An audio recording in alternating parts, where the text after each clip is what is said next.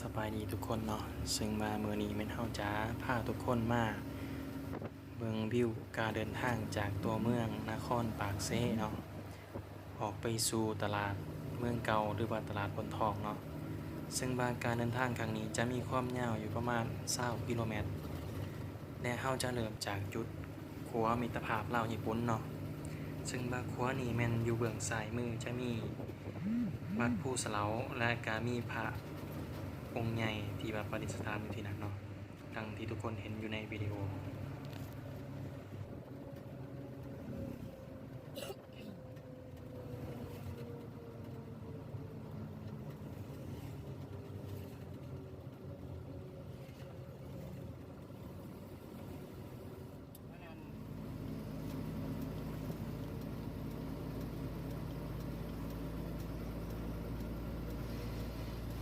แต่ยังหน่อยไม่อยู่ขนาดแน่นบ้านไม่ต่ออยู่ตายปะชื่อจนว่าชื่อนั่นแหละเดี๋ยวนี้ก็ไม่หน่อยอยู่ประจำไม่บาขนาดนี้ตัวเขาขนาดว่าใช่เขามากกว่าว่ายังเงี้ยแต่ร้ายขนาดนี่แน่ขนาดมันไปตลาดที่ว่าไปตลาดขนาดก็จะเอาไปตลาดท่าเอกทันทีอยู่คนละส่วนพวกเมื่อท่าเป็นคนท่าเอกอย่างเงี้ยต้องอยู่คนกันแล้วเขาชีวิตก็จะทำ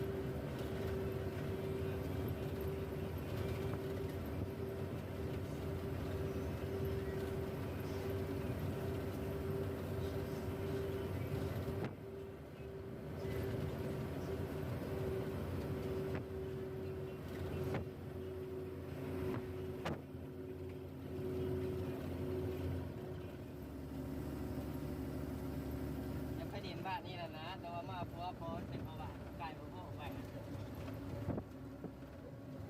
เห็นน้องก็หอมก็หวงเมีย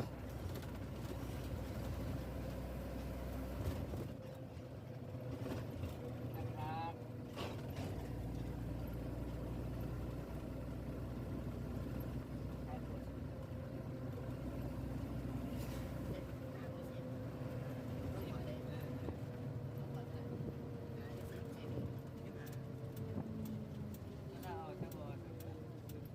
ไว้จำกัด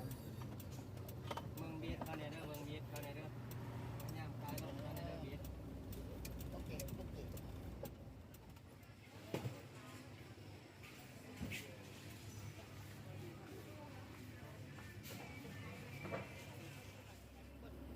คนแบบคือแล้วผมอยากกินเราต้องเบิ่งเล่าเนี่ยเบิ่งเล่าจะสไตล์ไทยคือเสียสาร สำหรับวิดีโอนี้ก็จบเพียงเท่านี้เนาะขอขอบใจทุกๆคนที่รับชมและฝากติดตามช่องในเด้อ